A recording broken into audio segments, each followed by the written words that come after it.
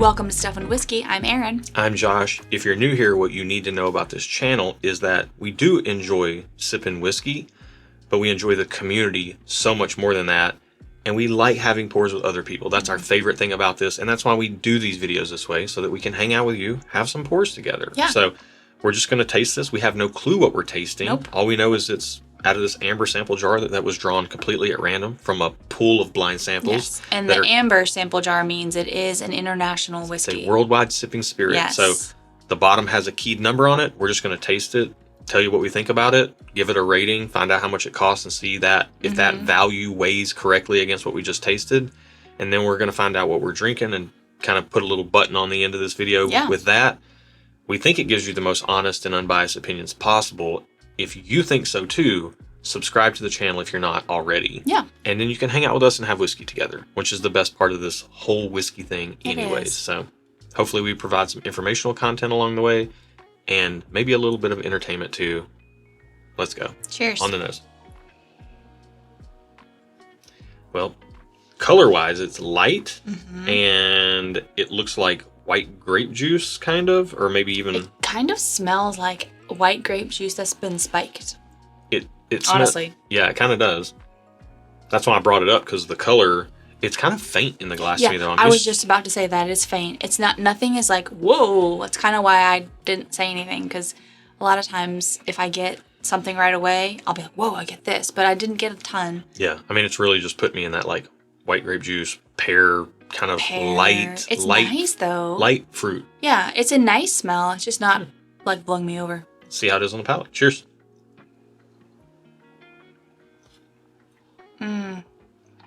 When is pear season? I couldn't tell you. I want a pear right now. Hey man, this is good. This is like a smoked pear. This is good. I like this. The nose didn't do it justice, I think. I'm getting campfire smoked pears. And I don't mean that in like, it's very subtle. There is a smokiness to it, but it's more earthy smoke.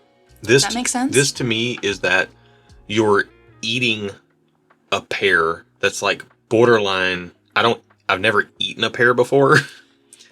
You've never eaten a pear? I don't think so. Maybe one time I tried a pear. Joshua, we got pear, like pears are so good. I don't mind the smell of pears. I will buy you a pear and I will cut it up for you even. Here's and the you thing. can eat it. I don't mind the smell of pears. I like the smell of pears. I like things that are pear flavored. I don't like the texture of pears and apples.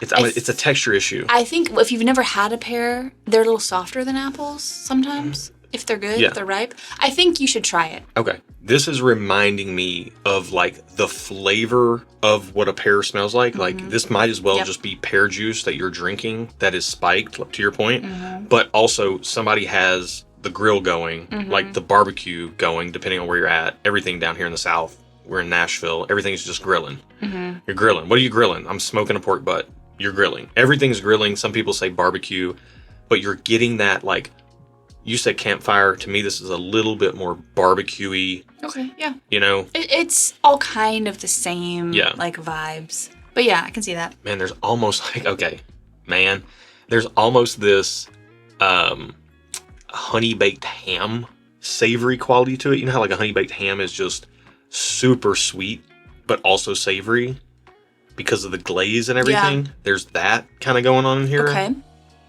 I can say I'm not the biggest ham eater, so it's been a long time since I've had a honey-baked ham, but they are good. Honey-baked ham doesn't taste like Southern breakfast ham, like country ham is real salty. Yeah. And there's no sweetness in it whatsoever. Honey-baked ham might as well just be a meat conduit for sugary glaze. Yeah. And that's what this kind of tastes like. Okay. So you're getting a savory element to it. Yeah, that smoky, barbecue-y type of thing. Okay. Yeah. Yeah. I will say, after tasting it and then going back to the nose got better. And that happens a lot with any sort of, like, spirit that I drink. A lot of times, the nose, if it doesn't get me at first, I will drink it and then come back to it. And then the nose has opened up magically. Like, I don't know why that is, but it just does. Do you have a rating for this? I'm giving it a thumbs up. Ooh, wow, I got my little kimono. Thumbs up. I really like it. Yeah. I'm going to give it a thumbs up as well. this feels to me like Scotch, and it feels based on the ABV, which seems to be kind of like that low 90s range, or low 90s proof, like mid to high 40s ABV. It seems kind of like it might be up to 100 proof. Yeah, it doesn't feel. It might be slightly peated. It doesn't feel heavily peated. It feels like it could be like that Highland Park or maybe Isla region of Scotch. Okay. I'm just kind of giving some I don't know comps. much about the different regions, but that's cool. Yeah, I'm just kind of giving some comps here. And it feels very much like it's probably been just aged in a bourbon barrel. Like there's a little bit of brown sugariness here to the point of the honey baked ham. Okay. Like a light brown sugar. It's good. It's enjoyable. It's not going to bowl you over with the ABV. It's not overly hot. It has a lower proof point, but still a lot of flavor for that proof point. And the finish does kind of stick around a little bit, but it's not so smoky that I think if you like some Scotch, but you hate heavily peated Scotch, I think this is still worthy of consideration. Yeah, because it's more smoked than peated. Yeah. In my mind, in my opinion. Yep. So I'm hoping this is like $70 or less. I feel like that's kind of in the vein of what I would be willing to spend on this, but we'll find out and see if it changes. We're both thumbs up right now, and Erin's going to find the key because she didn't do it before the video. Because I didn't do it before. That's all right. But yeah. Oh, wild card? Yeah. Found it. So 42 in our key. We'll find out the price and see if that changes our rating. So right now we're both thumbs up. We would like to have a bottle of this. We would.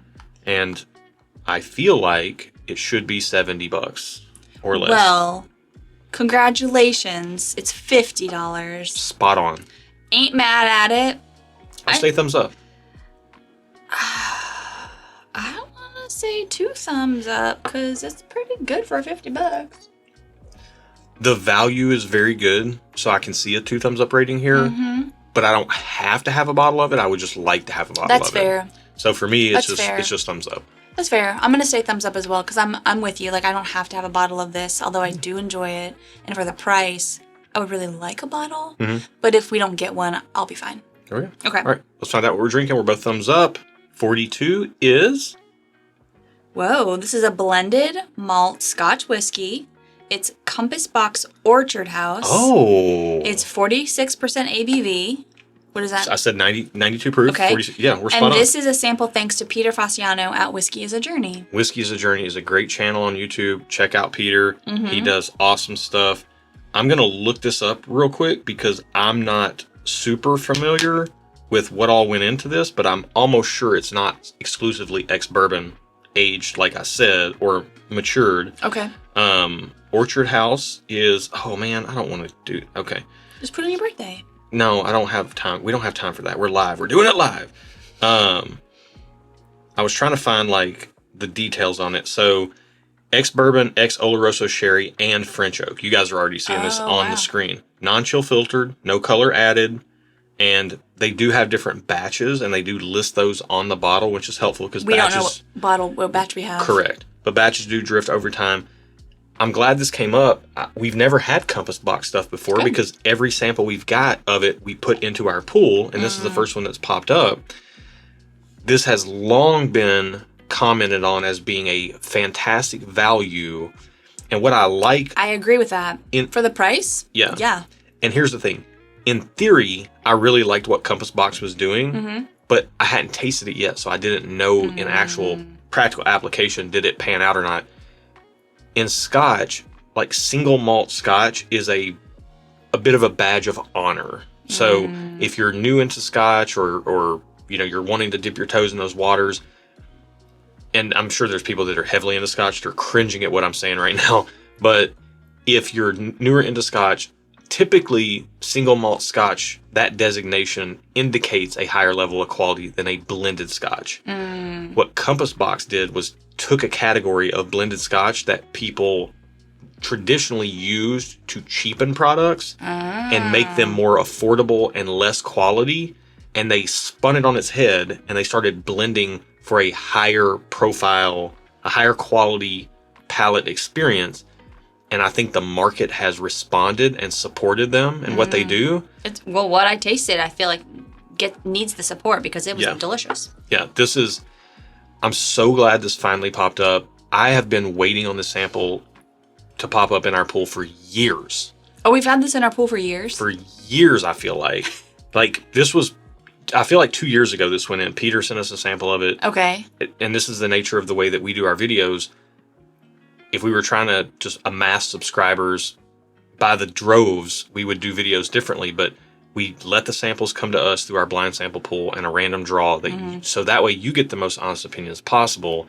So if you like that sort of thing, please do subscribe. Yeah. You're going to get more content like this, and you're going to get our honest opinions without any bias. But because we do it that way, sometimes that means samples we get like years ago don't pop up. Yeah. So as a case in point, this one, probably a couple years ago, Peter gave this to us. So if you haven't tried Compass Box because you saw blended Scotch, forget that. At least based on this one. We have more in the pool. Yeah. Yeah. Well, if they can blend this product to this level of quality and care, I feel this is so like it's good enough for the money. It's so good for the money that you were almost ready to go 2 thumbs up. Almost, just because the price, like on a international whiskey, you don't see that price very often for really good tasting things. So if they can do that, and their company ethos, they're like the ethos of their brand is to deliver quality, and this is what they do. I knew what I expected out of Compass Box Orchard House based on what I had heard.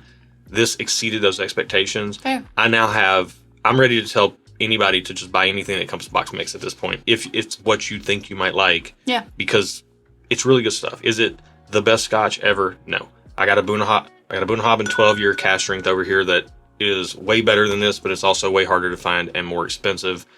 We had to pour that earlier. You'll see that on tomorrow's video if you tune in. So, little sneak peek for you. Little spoiler alert. Yeah. But yeah. Yeah. Anything else you would like to say? I don't know. I don't know what I've even said. I'm so surprised. Yeah. I don't know if I'm saying everything I want to say. I think we should we can wrap it up. Bring this ship into port. Yeah. Thank you guys so much for watching. Be good to each other, and until next time, cheers. Cheers. Man, you're getting dings? No, you're supposed to be on silent. I am on silent. Have you recorded a video before? I'm on silent. Look, silent. I thought I was the only one on bypass. All right, is there a more important person in your life than me? No, you should be the one on bypass. Maybe I do have my parents. Okay, and it's your I do dad. have my parents on bypass, and that is my father, so that makes sense. And we're recording this on Father's Day, so if anybody needs to get through with you, I need your to call my dad. It works, so. All right, we're wrapping up. Call your dad. Call your dad. Okay. Hey, real quick, we're filming this on Father's Day. That we record on Sundays. I'm going to tell you guys something real quick. As a man, men and their relationships with other men, and especially fathers, sometimes can be weird. I have a very complicated father dynamic. Yes. In a lot of ways. Yeah. In ways you could not imagine. With that said, call your dad. Call him. Tell him you appreciate him for what he did, even if you didn't get along all that great or whatever. Everybody's just doing their best, and our dads did their best. It didn't mean they did a good job, but they did their best. So if your dad's in your life, if things are going bad or whatever, if you can find it in you for you to recognize that he was doing his best, let him know. Let him know before it's too late, because I'm 42, I'm getting older, dad figures in life are getting older. Reach out, take the time, make the effort. Even if things are weird, be the bigger, take the higher road, reach out, and don't do it from I'm going to take the high road. Just be a human, be a good human. Reach out to your dad, let him know you care. This isn't coming out till after Father's Day. This is just good advice for life. Reach out and let him know you care, because we care about you. So thanks for being here. We're done. Cheers. Cheers.